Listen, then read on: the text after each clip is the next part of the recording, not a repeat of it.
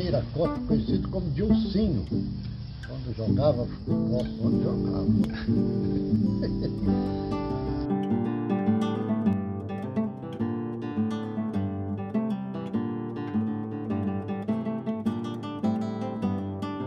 Esse apelido é uma maneira carinhosa de ser chamado. Vem desde a infância.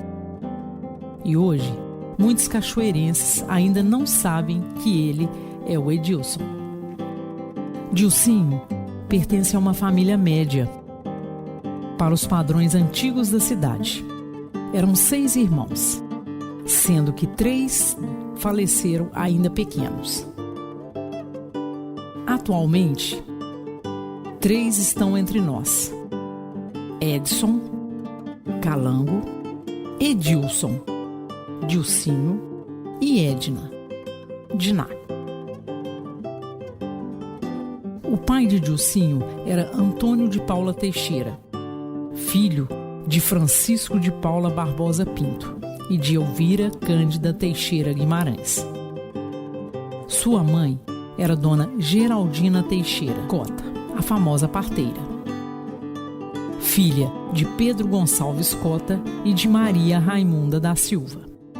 Dilcinho nasceu em 19 de julho de 1940, aqui na antiga Cachoeira de Macacos, hoje Cachoeira da Prata.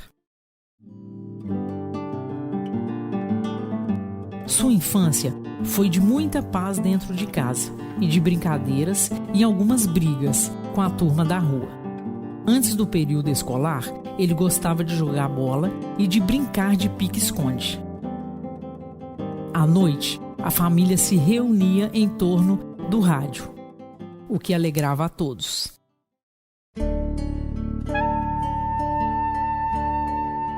Os primeiros 4 anos de escola foram no local onde depois funcionou o cinema. Para Dilcinho, era muito fácil ir à escola. Bastava sair de casa e descer alguns metros, e já estava sentado em frente à sua professora, Dona Conceição.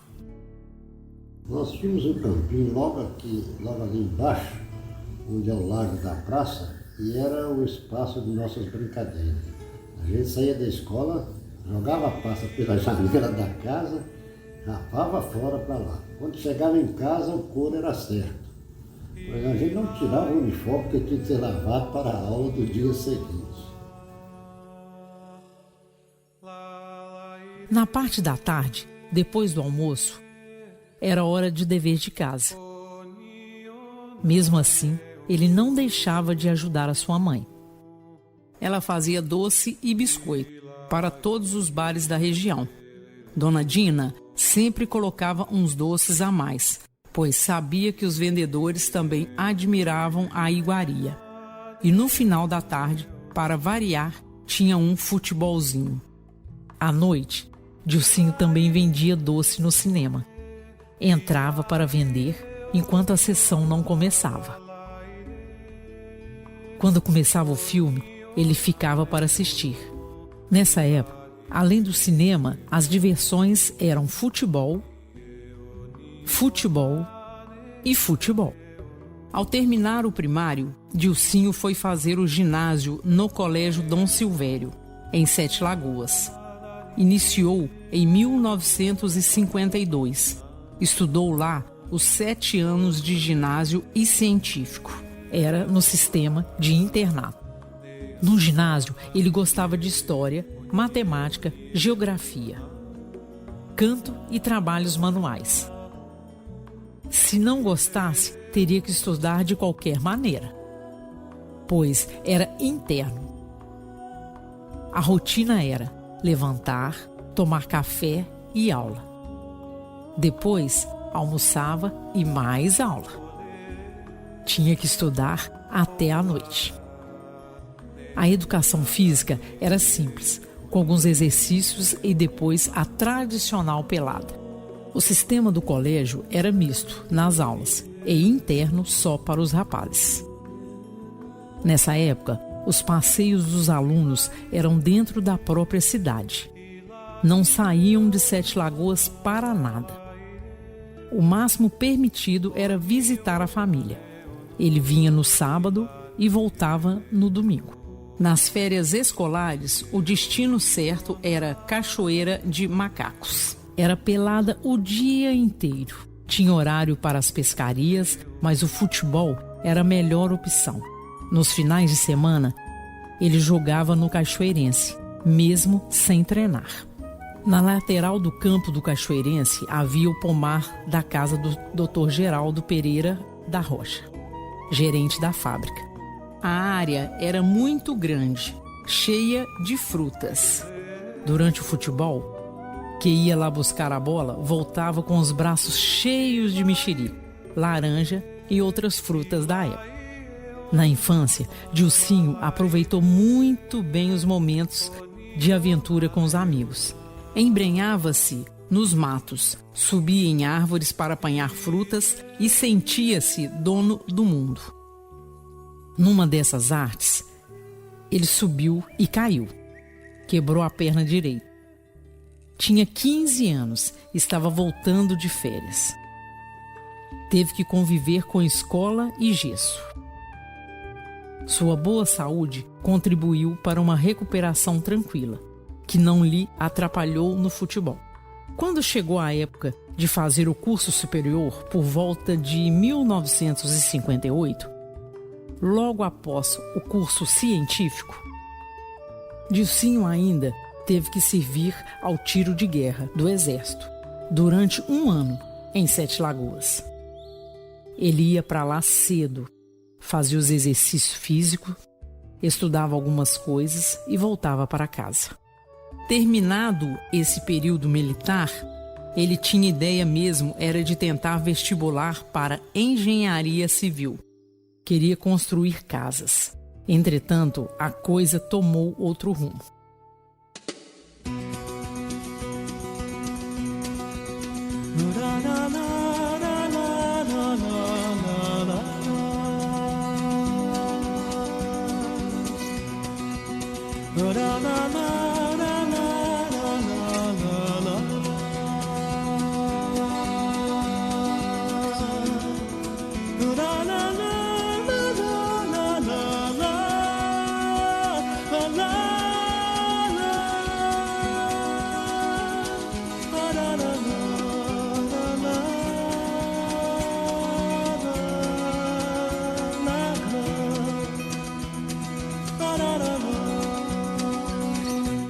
Em todas as férias de colégio, seu primo José Rocha, gerente da fábrica de tecidos da Renascença, vinha para a Cachoeira e algumas vezes ficava na casa de Dona Dina com seus filhos.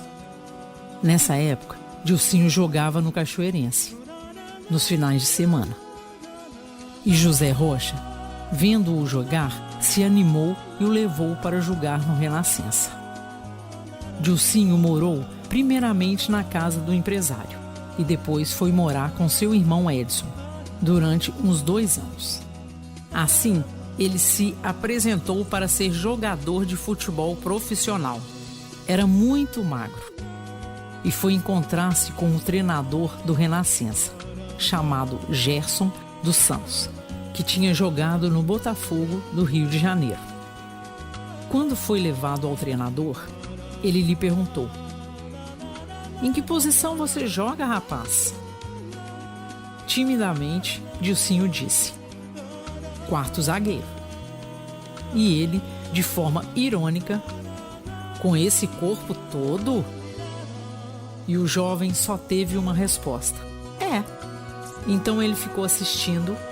Dilcinho subia muito bem de cabeça e não trombava em ninguém. Tinha ótima antecipação nas jogadas. No intervalo do treino, Gerson disse ao diretor: "Contrata logo." Foi assim que eu comecei a jogar bola como profissional no Renascença. O seu primeiro contrato como jogador foi assinado com o Clube Renascença, patrocinado pela fábrica de tecidos, onde ele trabalhava no escritório como tesoureiro. Conseguiu 2 façanhas: trabalhar e jogar no mesmo lugar.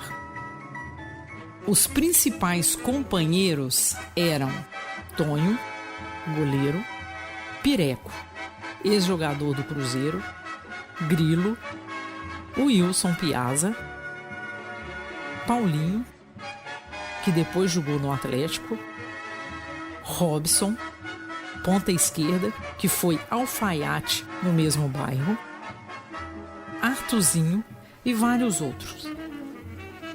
Segundo Dilcinho, era um time muito bom.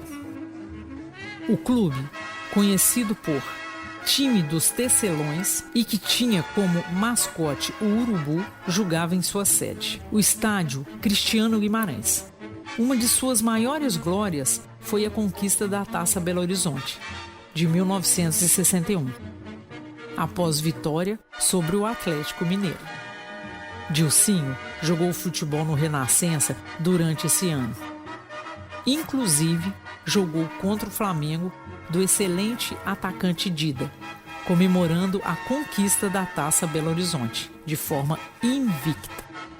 Depois, o Cruzeiro buscou o técnico Gerson dos Santos, e esse, como já conhecia o bom futebol de Dilcinho, o levou para o time azul celeste. Eu mudei de clube e do bairro Renascença para a região central de Belo Horizonte. Hoje eu estive em honrar esta camisa. Dilcinho foi morar em uma casa que o Cruzeiro mantinha na Avenida Amazonas, em frente ao Colégio Santo Agostinho. Ficava mais perto do campo do clube e facilitava o deslocamento. Saiu de um time com torcida acanhada e passou a jogar num time grande, de torcida vibrante. Ao contrário do que se poderia imaginar, a saída para o Cruzeiro não trouxe nenhum ressentimento em seu padrinho, José Rocha. Ele sabia que o Renascença não teria como segurá-lo diante dos grandes times da capital. Não ficou chateado. Dilcinho ficou no Cruzeiro durante 4 anos. Jogava no Barro Preto, no Independência e em outros campos pelo estado. No time azul, ele foi companheiro de Vavá, Nuno, Elmo, Antonino, Marco Antônio, Orlando, entre outros. Era uma boa safra de jogadores. Ele era titular do Cruzeiro quando Natal e Tostão subiram do juvenil para o profissional. Wilson Piazza jogou com ele no Renascença e depois também foi para lá. Com o Cruzeiro, Dilcinho foi campeão do torneio Início e campeão mineiro. Nesse período, ele participou da seleção mineira, que foi campeã brasileira de seleções, em janeiro de 1963. A zaga reserva dessa seleção era formada por Dilcinho e Vavá, do Cruzeiro. E a titular tinha William e Procópio, do Atlético. Dilcinho entrou em 2 partidas nesse torneio. Depois, teve comemoração no Sesc, em Venda Nova, e premiação especial a todos os jogadores. No Cruzeiro, nosso craque teve a oportunidade de jogar com Tostão, Natal, Piazza, Dirceu Lopes, Hilton Oliveira, entre outros. Foi uma época inesquecível, pois ele convivia com aqueles garotos que seriam futuros campeões brasileiros. Quando Dilcinho começou a jogar no Cruzeiro, já havia certa rivalidade entre os 2 times. Antes, o clássico era entre Atlético e América. Depois, o Cruzeiro cresceu em estrutura e torcida e tornou-se rival do Atlético. Ele passou por esse início de rivalidade, sem problemas, tanto que saiu do Cruzeiro e foi jogar no Atlético. Foi campeão mineiro em 1965 pelo Cruzeiro, o primeiro título da era Mineirão, que deu o direito ao clube de disputar a Taça Brasil em 1966, quando a Raposa faturou o título em cima do Santos. Mas Dilcinho ficou fora porque quebrou o braço direito. E o Cruzeiro, por ironia do destino, só teve uma derrota em 1965 para o Renascença. certa vez o Vasco, do Rio de Janeiro, teve interesse em me contratar, mas o Cruzeiro não deixou. Antes de deixar o Cruzeiro, Dilcinho jogou no Formiga durante uns 2 meses. O campeonato de 1965 já havia terminado e o Formiga estava lutando para subir para a primeira divisão. Dilcinho se lembra que o Cruzeiro emprestou uns 4 ou 5 jogadores para ajudar o Formiga a subir. Saí do Cruzeiro e fui jogar no Atlético.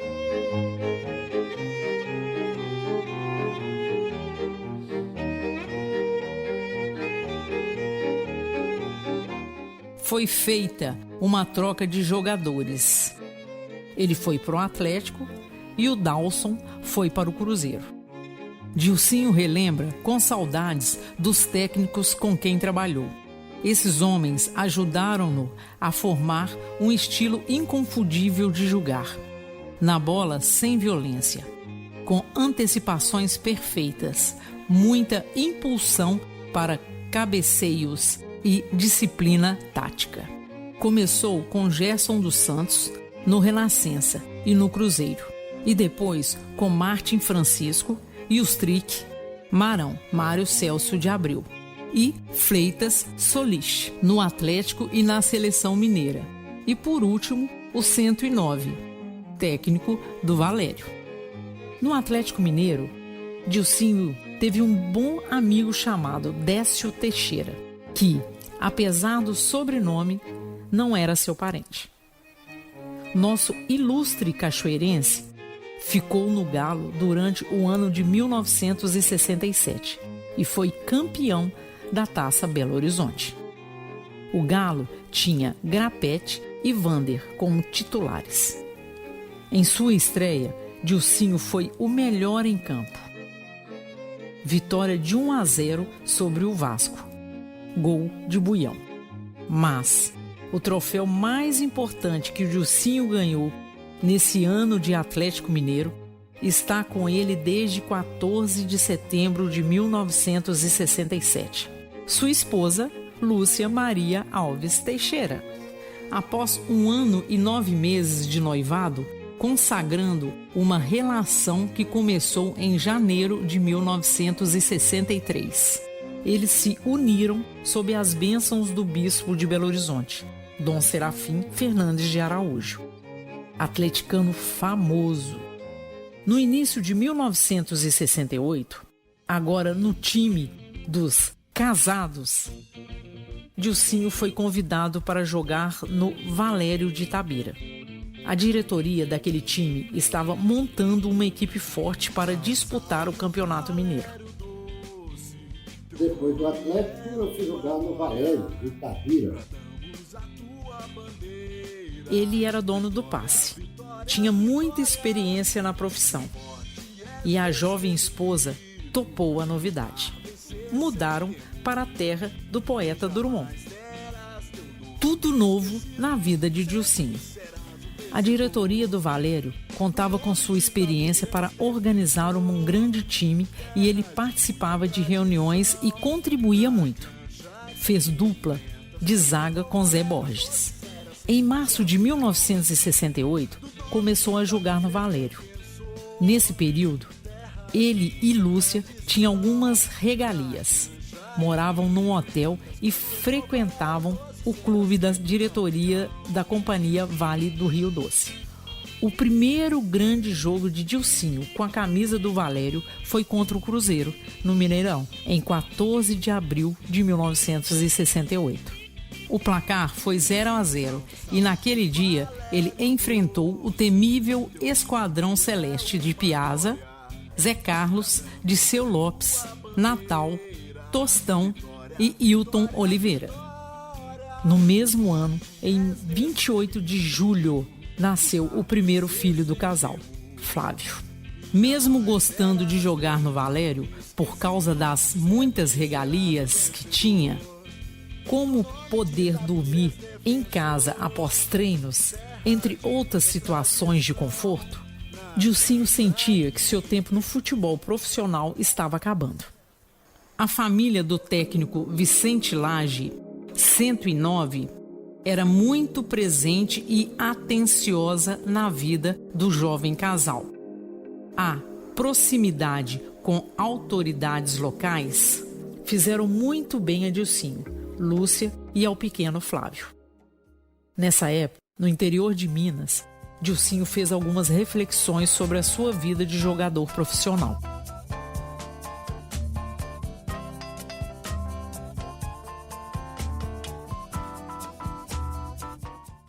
Quando lhe perguntavam se fez algum gol, ele logo respondia: nem contra, nem a favor.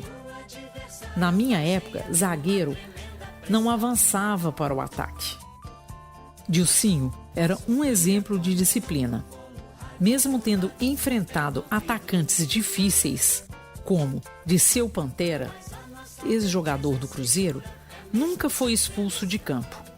Tinha a facilidade de antecipação nas jogadas, e isso o beneficiava.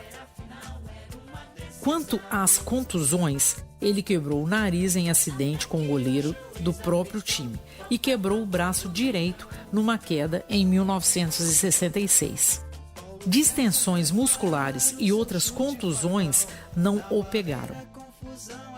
Em compensação, o tornozelo vivia inchado. Doía, mas no jogo seguinte ele estava lá firme. As maiores recordações de Dilcinho estão na medalha de campeão mineiro e de campeão brasileiro de seleções. Também foi homenageado em 1965 com o Troféu Guará, mesmo que só no papel. Em 1967, ganhou um relógio de ouro como melhor em campo pelo Atlético. As reuniões dos jogadores com o técnico aconteciam somente antes do jogo, na pré-leção. Na concentração, os jogadores ficavam conversando fiado, escutando rádio, assistindo a televisão e jogando baralho. Na época do Dilcinho, o material de jogo era dado e recolhido pelo clube, após treinos e jogos. A bola ainda era daquelas de cor avermelhadas. As boladas deixavam marcas e doía muito.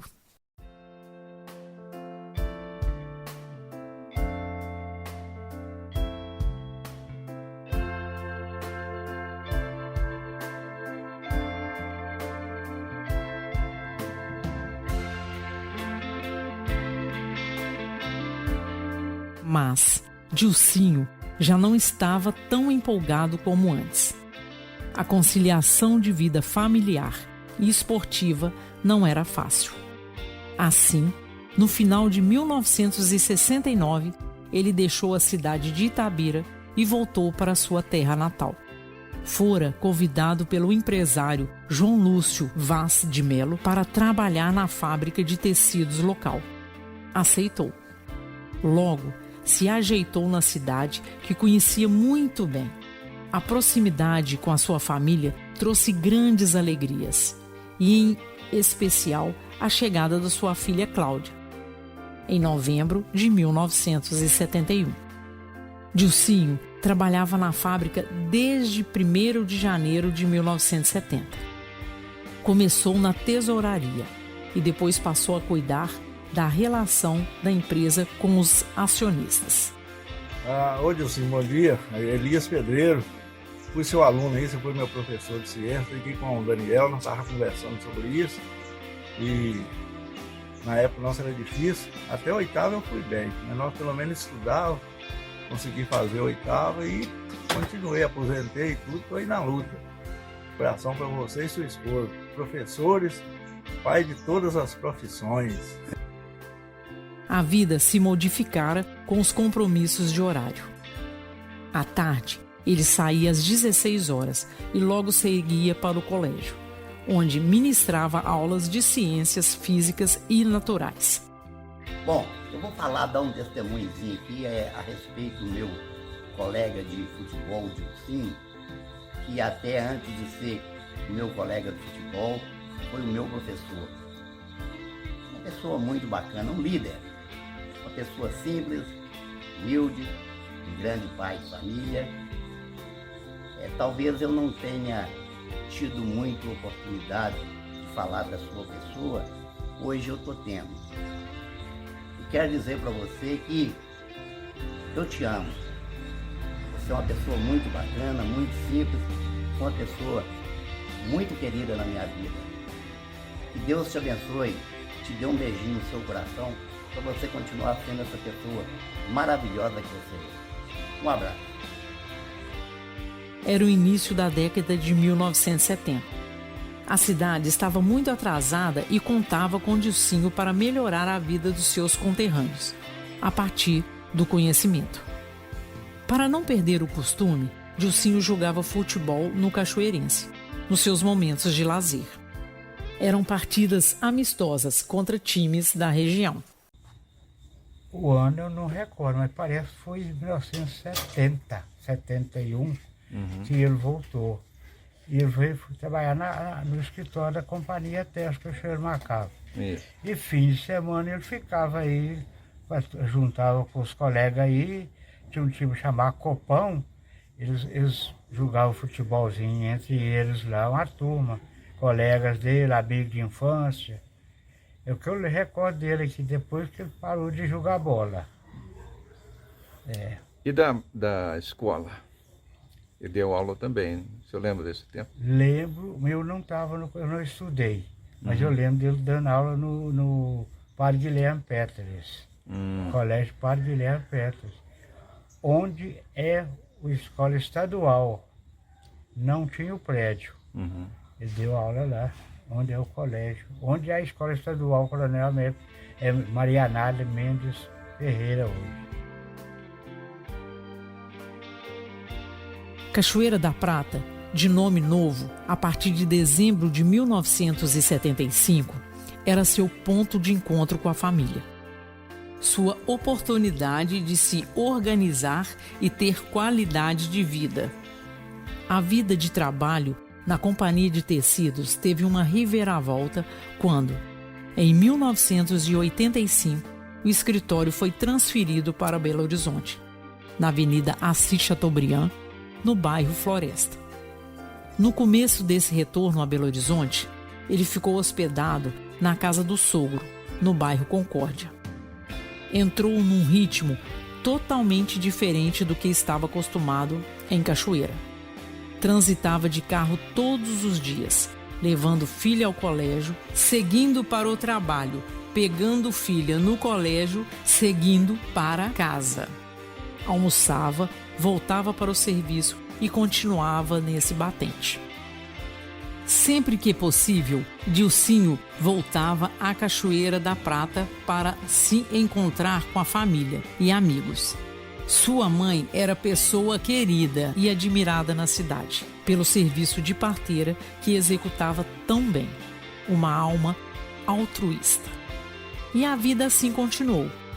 Dilcinho e Lúcia ajudaram os dois filhos a crescerem, formarem novas famílias, nascendo os netos que, feito frutos viçosos, irão perpetuar a descendência. Hoje, de volta definitivamente à Cachoeira, ele aproveita seus momentos com os amigos, parentes, tendo a companhia da sua dileta e agitada esposa, Lúcia, que não o deixa ficar parado. Hora de se exercitar, Dilcinho. As memórias do avô Dilcinho, homem íntegro, alegre e profissional, vão passando pelas gerações. Como uma partida de futebol, com suas expectativas, emoções e grandes lances. Com a euforia da vitória, a superação diante da derrota e a plenitude da realização. Esse é Dilcinho, nosso craque na bola e mestre na escola.